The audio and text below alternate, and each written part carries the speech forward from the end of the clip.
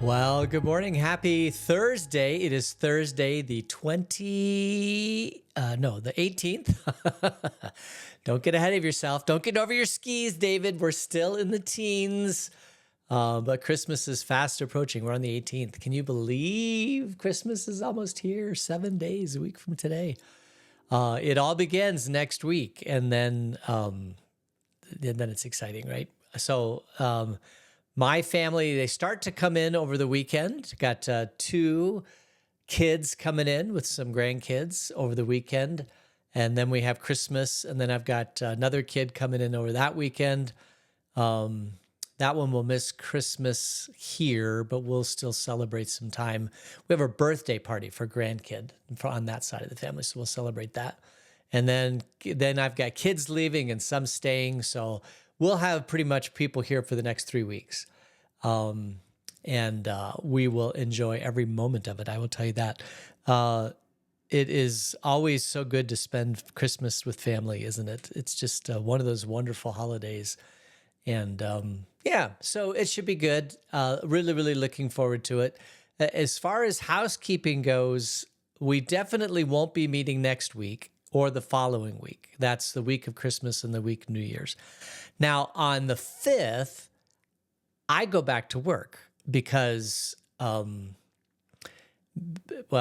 we got all sorts. I mean, it all begins. The school starts, Wednesday night starts, everything starts that 5th, the week of the 5th. I'll still have family in town, but if I don't get into a rhythm, I'm pretty sure that I'll get lost into the details. I need some motivation. Part of doing this is just for me to connect early in the morning with God, and it helps me actually get through the day. There's just for Christmas and New Year's with all the family and all the stuff going on, it'll just be pretty much impossible. But on the 5th. On January 5th, it should be okay. Now, there's a slight chance that could change for a couple of reasons. One is that every year that I've been doing this, when we come back after Christmas break, everything breaks. Like nothing works anymore. I don't touch it. I literally don't touch it. But usually it's something on Facebook's end where they've changed some major part of Facebook and they launch it over the holidays, and then when I get back here. So my plan is to maybe do a test run earlier in the day or maybe on that Sunday. I don't know, but there's always that possibility. And then the second possibility is we could be doing something unexpected, and if that happens, and Facebook is working, I will post something on the Facebook page saying, hey, this is what the new schedule is. But the plan at this point is to be off the next 2 weeks and then pick up again on January 5th. So, and I pray that you are all having a great Christmas also, that God fills you with love and grace and peace, and that it's just an awesome time. I've got, just kind of an aside, I've got a son-in-law who's deployed. This is my daughter, Lydia. Her husband is deployed in Syria. And if you remember, there are people that were killed in action from the same part where my son-in-law is from. He's from Iowa, and they were from Iowa. Their troop is from Iowa. So it's a different unit, so he didn't really know them. But it just reminds you once again that the people who serve, I think that we never give them enough, we never think about them enough. We never honor them enough. So to my son-in-law and all those that are serving across the world to keep us safe, I appreciate you very much. We all do. And I can't even imagine a couple of things. One is leaving your kids for a whole year. I mean, how hard would that be? And then secondly, to be away from your family at Christmas time. If you've ever seen the movie White Christmas, you get a sense. We were just coming out of, World War II and being able to spend Christmas together with hope for the future where you didn't know what that was going to look like during World War II, and how relieved our nation felt knowing that things could move on from such a horrible thing. When you ever go through something really, really, really horrible, you wonder if life will ever be the same. And then you come back again and you find out that there are pieces of it that form together in ways that are beautiful that you never knew about. And this is the human condition. it is totally the human condition that God gets you through, and you find joy on the other side that you never knew you'd find. And that is obviously something that we very, very much appreciate, all of those who are serving throughout the year, but particularly at Christmas time. Let's see. Also, where am I on here? Yeah. Birthdays. I know we have more birthdays, but they never get entered into our system correctly. We ask for people's birthdays, and then I'll hear about somebody's birthday. It's like, yeah, that wasn't in our system. So we don't have very many birthdays listed. We have Debbie Bulgren on December 18th, which is today, Stephen Mitchell, the 20th, Nikolai Berry, the 22nd, Logan Reller on the 31st, and that's all I have for December till the end of the year. I know there's got to be more than that. And then Barb Bloxham is January 1st, and then my list cuts off. So there's always 2 or 3 days there because I never go past, I think I get 10 days, and there's actually 14 days. So happy birthday to all of you, and may God richly bless you. The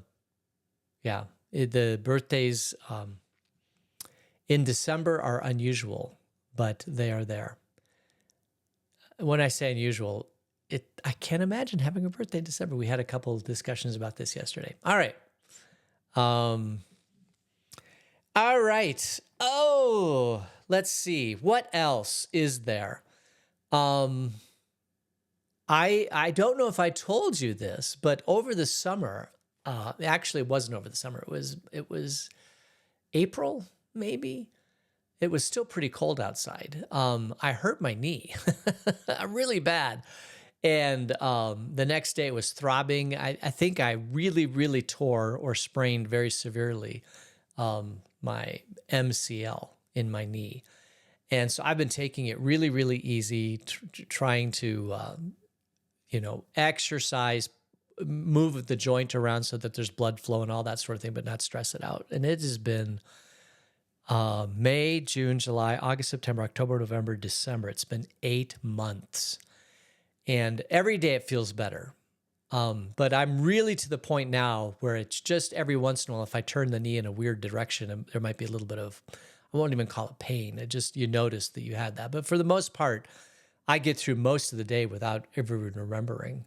I like to sleep in a weird position with my knee stuck out.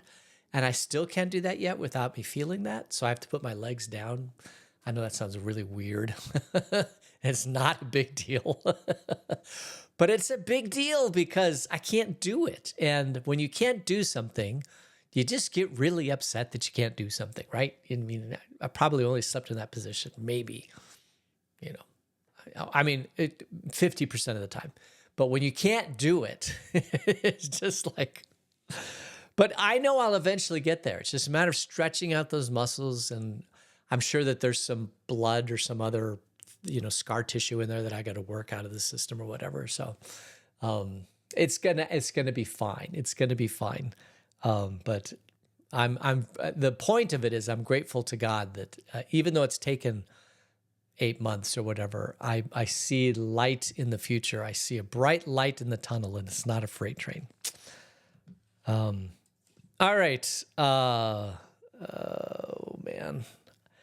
We did birthdays. We did the calendar. We did the schedule.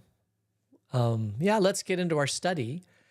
We have wandered in the wilderness with the Israelites in Leviticus and Numbers.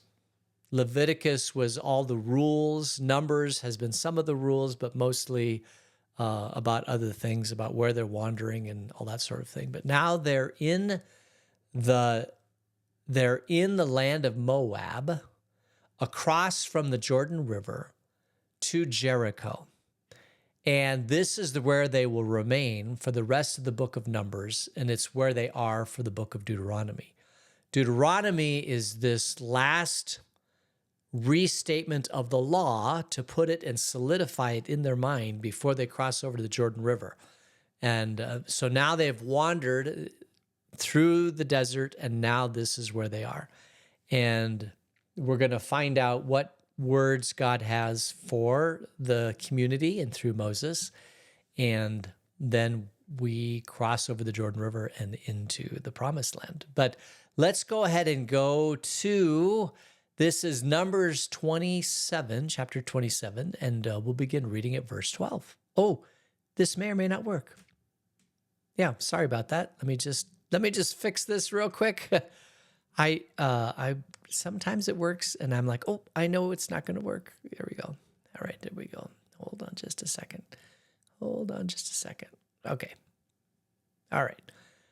Then the Lord said to Moses, go up this mountain in the Arabian range and see the land I have given the Israelites.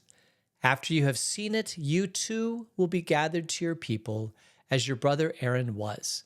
For when the community rebelled at the waters in the desert of Zin, both of you disobeyed my command to honor me as holy before their eyes. These were the waters of Meribah, Kadesh in the desert of Zin. So we read that story. We remember the Israelites rebelled. I've always felt it was unfortunate that Israel rebelled and Moses had to pay for it. It's like Moses didn't rebel. The people did. They're the ones complaining to Moses. What could he do? He took their complaint to God, and God said God was angry, but then God intervened. It just shows you how tough it is to be Moses. Like, poor guy. The people are angry with him. God's angry with him. God put him in the leadership position. He can't control other people. He could be a dictator and say, you must do these things, but he can't control. Even if he puts in all the laws of the world and executes them perfectly, it doesn't mean that the people are going to follow him and follow God's law. It seems unfortunate, almost unfair that they're blaming Moses for this, but God does. At some level, if you remember, who was the president that said the buck stops here? I mean, honestly, the president of the United States does not get involved in every detail of every citizen of the United States. Everything is too big. The big stuff rises up to the president's desk, and they deal with the big stuff. But any little thing that goes wrong anywhere, and it always lands on the executive office, and he is to blame. And I've always appreciated the buck stops here, because ultimately it does. And I think that is just one of the facts of leadership, is that on the one hand, you are blessed with the opportunity to represent a whole entire nation, but on the other hand, you get blamed for everything. And so you've got the pluses, you got a huge plus, you get a nice house to live in, and the huge minus, which is everybody blames you for everything. So, and God blames him for everything, for sure.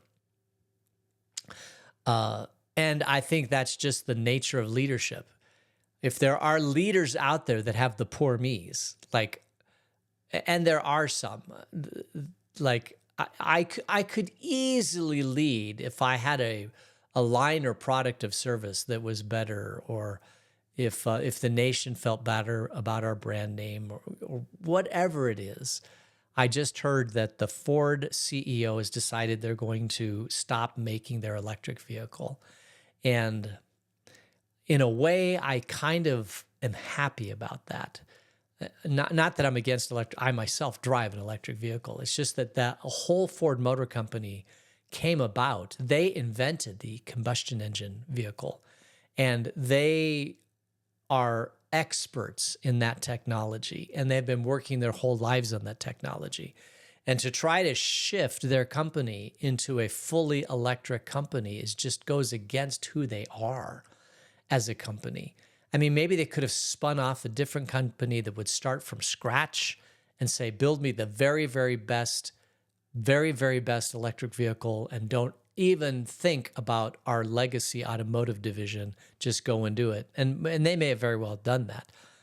But to compete in that space when you are the leader, one of the leaders, I think, for sure, over the last 100 years in internal combustion engines, to just do a 180 shift against that is almost against their mission statement. If their mission statement was transportation, yes. But if their mission statement is let's bring low-cost internal combustion engines to as many people as possible, I mean, Ford really was the one who made the automobile accessible to everybody in the world. I mean, they were the leader in this, and very, very, at the time, just an absolutely wonderful gift to mankind. Now, the downside is I think at the time we didn't realize about limited oil and smog and all the different side effects that come with it. But at the time, it solved a major, major, major problem, which was that land in the center of town was so expensive that only the very wealthy could be there, and you couldn't even compete. And the automobile brought a level of equalization to our world that has never been seen before. And every technology actually does this. And we will get to the point, I think, within my lifetime where the even the very, very low income people will have so much that they won't feel like they have low income. I think that's going to happen in my lifetime. If not in mine, definitely my kids, and definitely my grandkids. That is, if we survive. There's always that. All right. I don't know how I got off on that. Yeah. Moses gets blamed for the leadership problem. Same thing in Adam and Eve, right? Adam and Eve were told not to eat the tree. And who does God blame? That Eve ate the apple. He goes to, or the fruit. He goes to Adam and says, this is your fault because you're responsible. I mean, it's part of being in charge, is that you're responsible. If it's not working, it's your fault. This is even true in your own life. If you get up in the morning and you say, I have poor me's, I don't have this, I don't have that, I don't have this opportunity, whatever, get over it. Nobody has a perfect life. We all suffer and struggle with what it's not the hand you've been dealt, but how you deal with the hand that you've been dealt, right? And you are in charge of your future. Nobody else is. So take a hold of the reins and do something about the future. All right, little motivational speech for you this morning. Because everybody's got issues. I don't care who you are. Everybody's got issues. It's the human condition. Okay. Let us go here. Verse 15. Moses said to the Lord, may the Lord, the God who gives breath to all living things, appoint someone over this community to go out and to come in before them, one who will lead them out and bring them in, so the Lord's people will not be like sheep without a shepherd. So Moses realizes the importance of leadership, and he wants a good leader to rise up. We know that Moses isn't going to last forever. No leader does. So what a leader does at this stage in their life is they pray to God for a better leader to lead this community. Because a good leader says, I love this community so much that I don't want it to be without a shepherd. And it is truly a shepherd, for sure. Leadership is shepherding in many, many, many different ways. So find me a good shepherd. And that's what the plea is from God, or from Moses to God. So what does Moses get? So the Lord says to Moses, take Joshua, son of Nun, a man in whom is the spirit of leadership, and lay your hand on him. Have him stand before Eleazar the priest and the entire assembly and commission him in their presence. Give him some of your authority so the whole Israelite community will obey him. He is to stand before Eleazar the priest, who will obtain decisions for him by inquiring of the Urim before the Lord. At his command, he and the entire community of the Israelites will go out, and at his command, they will come in. So Moses did as the Lord commanded him. He took Joshua and had him stand before Eleazar the priest and the whole assembly. And then he laid his hands on him and commissioned him as the Lord instructed through Moses. And so the really good thing about this is Moses is not dead yet. And people have a lot of respect for Moses. He's been leading them for, I believe, about 120 years at this point. And Moses gets the opportunity to find his successor. So he goes to God. God says, this is who I've chosen for you. And this great thing happens. They lay hands.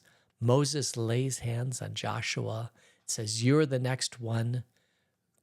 Lead these people, love these people. Moses isn't dead yet, although he's probably close. And Joshua gets the blessing of the previous leader to lead, which is huge. Not that Joshua is going to do everything that Moses did, but that Moses blesses this leadership and they'll move forward. I think about, in our politics, the United States today, there is something to be said about when an existing, let's say, president says, this is the one I've anointed to come after me. This one agrees with me. Now that if the people love the existing president, that goes really, really well. If they don't like the existing president, that can go very, very, very south. And we've seen that play out in how many different administrations over how many years. There's a blessing and a curse from that. So the blessing for Joshua is that he's got the blessing from Moses. But the downside for Joshua is that now I've got to follow in Moses' footsteps. And he led the people out of slavery in Egypt, and God watched over them in the promised land. And those are big shoes to fill. Now, we find out that Joshua does fill those shoes because, as God said, he has the spirit of leadership and he's able to fight all the battles and win the hearts of the people. And the same thing is true for many other leaders. David does that. Saul does that. You get the blessing of leadership, but that doesn't mean you just sit back comfortably on your laurels eating bonbons and grapes hand-fed to you. You basically, if you are given the opportunity of leadership, don't just sit back, but lead.